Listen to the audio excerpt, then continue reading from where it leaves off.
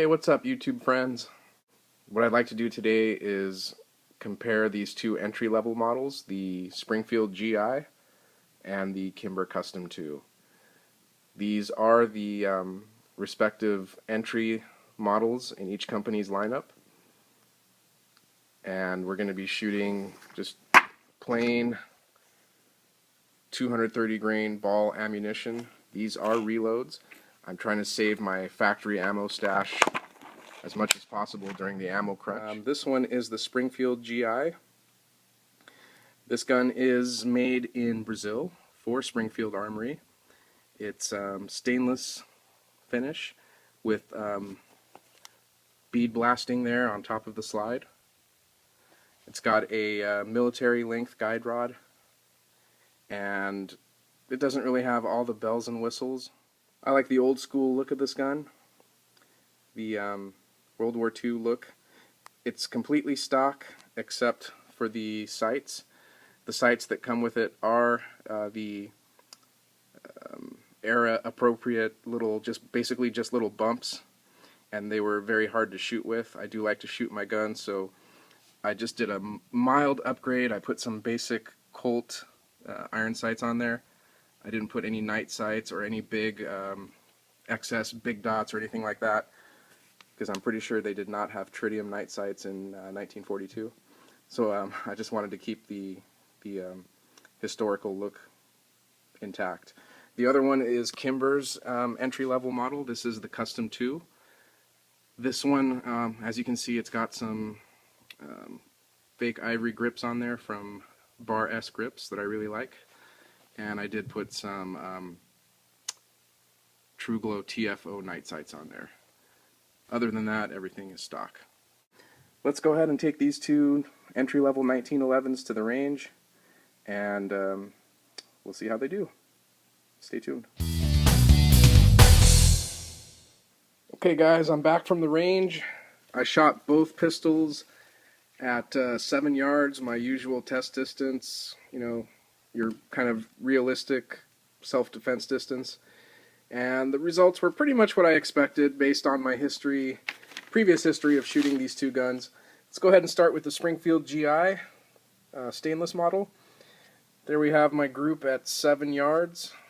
It's okay, not the greatest, but they're hits on target.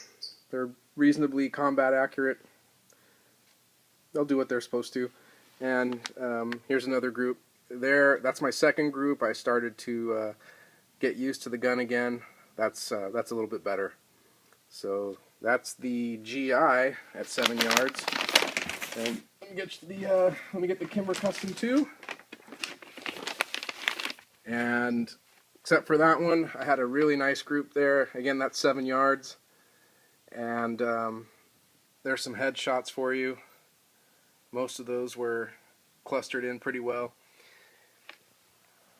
And last but not least, I put a smaller target out to 10 yards, just with the Kimber.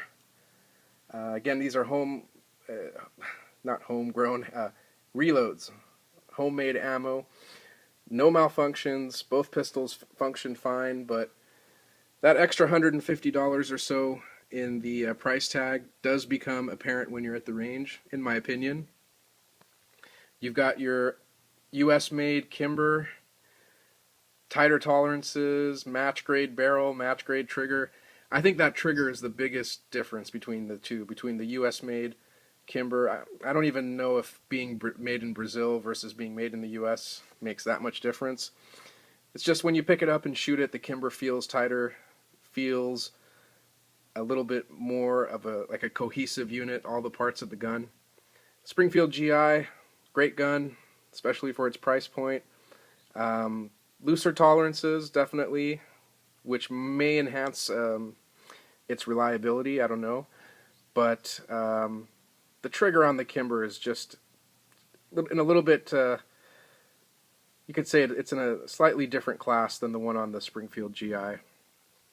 More crisp, you have less take-up, it's just a better trigger. And a better trigger usually translates to better shooting.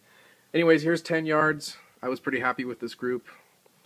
I had one that I know I jerked the trigger on that one, but everything else was in the red circle. So that's pretty much it.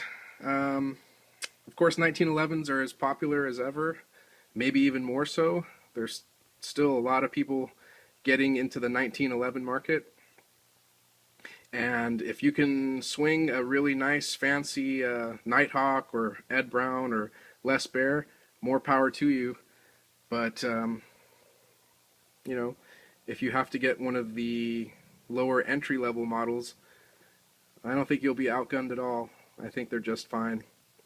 And it does seem that you do get what you pay for. Anyways, I hope you like this little comparison between two lower to entry-level 1911s. I would not call them base models. That's I think that they deserve a better term than that because they're both excellent guns, especially that Kimber Custom 2.